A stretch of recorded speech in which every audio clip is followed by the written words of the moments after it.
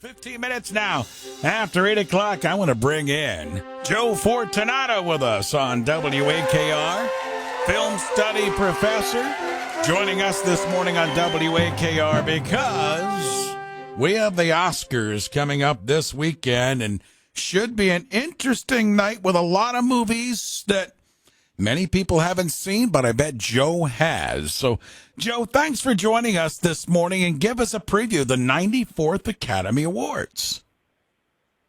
Good morning, Ray. And yes, I have seen all of the nominated awards or nominated films.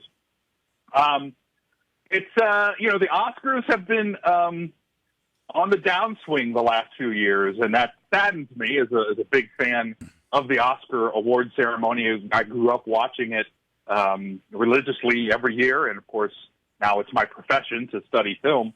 So it saddens me that the ratings have been down. Now, some of that is due to the pandemic the last couple of years, but a lot of it is kind of as you hinted, that the Academy continues to nominate great films, but a lot of films that people haven't seen.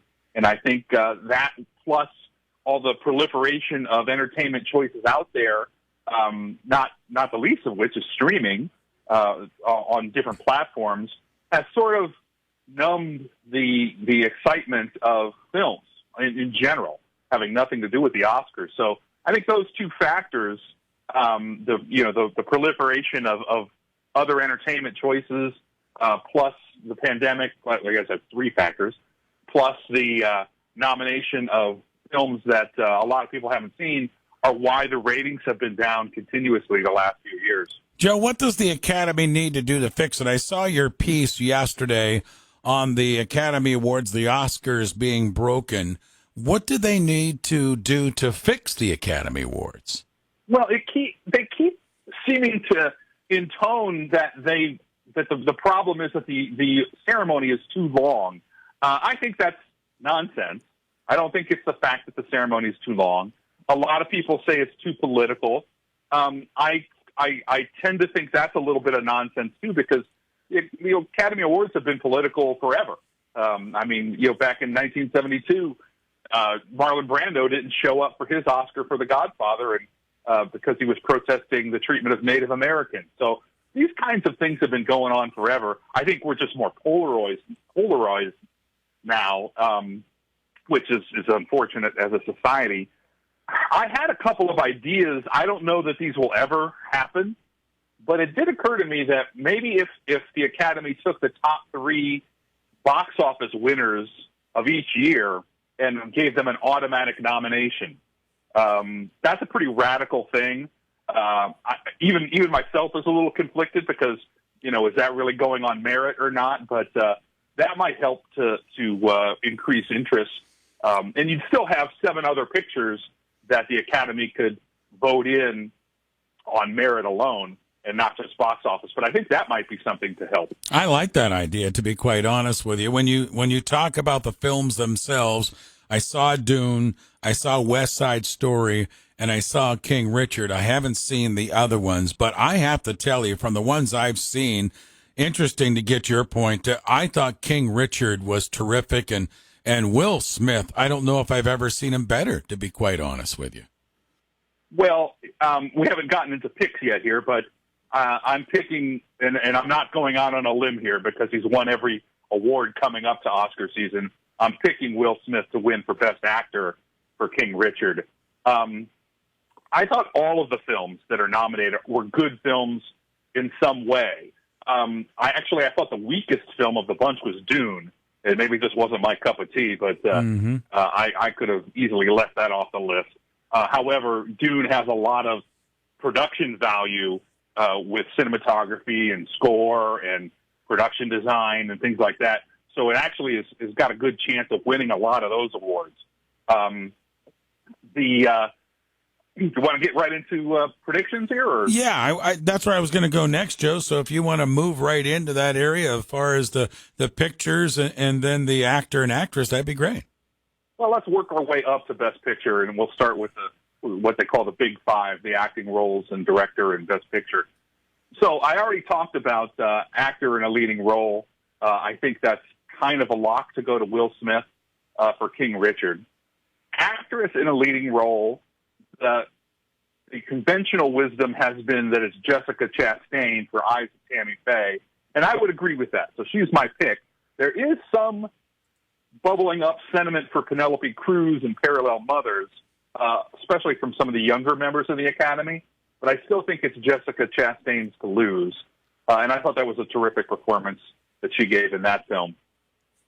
Actor in a supporting role, my pick is Troy Kotsur from Coda, who was terrific, and he's won a lot of the awards, especially the SAG Award coming up, and the Critics' Choice Award coming up in the pre-Oscar season. So the Oscars love to have a moment like that. For those who aren't familiar, Troy Kotsur is deaf, and so he would be signing his thanks speech, and it's going to be a great moment, and I expect that to happen. Actress in a supporting role, the early favorite has been Ariana DeBose from West Side Story. There are other very worthy actresses in this category, but I think she's going to continue her ride in the pre-Oscar ceremonies and win this award, Ariana DeBose. And I'll be glad that West Side Story gets something because I love that film. Now I'm biased because Spielberg is my favorite director, and I study Spielberg and teach a class on him. So I have a lot of love for the West Side Story remake, but it's probably not going to get much love in the Oscars this year. So it'll be nice to see her represent that film.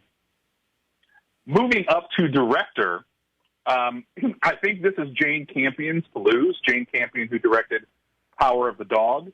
This would be the first time in Academy history that a woman won for Best Director 2 years in a row.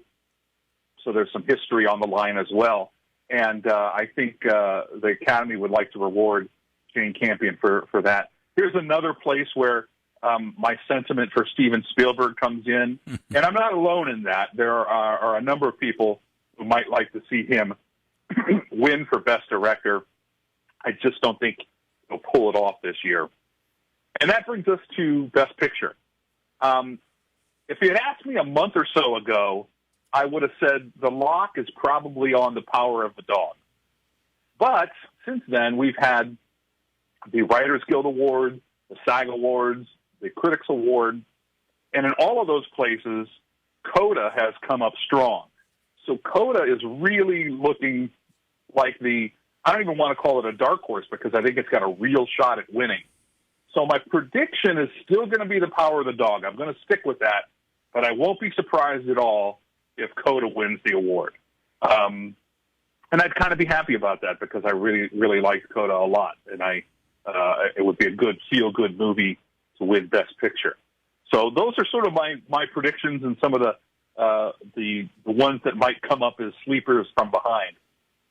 Joe Fortunato is with us, film study professor. Joe, the other thing I wanted to bring up with you this morning with your history and film study, it was this week, if you go back 20 years ago, that Halle Berry became the first black woman to win an Oscar for the actress with her leading role. Remember Monsters Ball? And she won. Since we've also had Denzel Washington also win. But how are we in diversity and progressing through the Oscars now in 2022?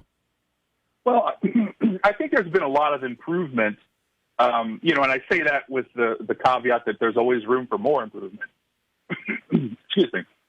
But a few years ago, I don't remember exactly what year it was, 3 or 4 years ago, there was the hashtag #OscarsSoWhite, and there was a big to-do about trying to diversify the Oscars and the Academy Awards even more so.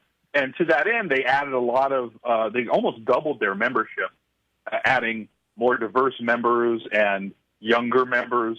So that has shown a lot. And like I said, you're talking about racial diversity there, but the fact that we have women directors that could win 2 years in a row, I think is a testament to that diversity that's increased. There's some talk about in the future, and I'll kind of leave this without comment because I think it's a very controversial topic, in the next few years, the Oscars might employ a system where they will actually count how diverse the cast and crew of a film are to see if they're eligible for an Oscar. Meaning they would count, how many diverse races they have on the crew, gay and lesbian crew members, transgender, disabled crew members. That is going to be a very controversial move if they enact it. But that's one solution someone has put forth. All right, there you go. Joe Fortunato, again, film study professor, joining us with the Oscar preview, the 94th Oscars happening on Sunday evening. Joe, my friend, thank you for the insight, the education, and we'll look forward to the Oscars coming up on Sunday. Thank you. Thanks, Ray. Enjoy. You got it. Joe Fortunato with us live this morning here on WAKR.